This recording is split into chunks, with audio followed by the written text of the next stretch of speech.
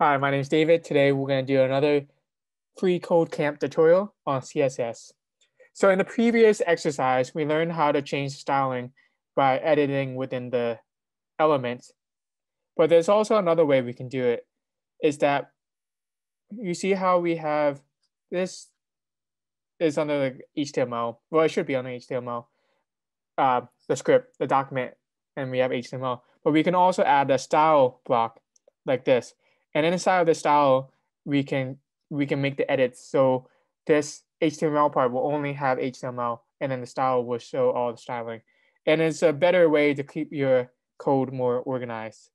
So for this exercise, we want to not style the H2 with this way, but with the other way. So in order to do it, we just have to, they pretty much give it to us here. So we just copy this, and then we can just delete the style red.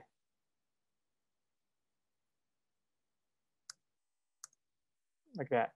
So pretty much just indicating that it's going to be styling. This is the selector for it. So it's going to say H2. And if we have another H2 in it, it's also going to make it red as well. So every H2 in this HTML document will be red. And then within this is going to say the property, and this is what you want to change it to. And this is the syntax. We need these curly brackets, semicolons in that syntax to get it to work. So that's it. Should be blue. Okay. So we change it to blue. And we can see this gets changed to blue. So that's how we solve this problem. Thank you.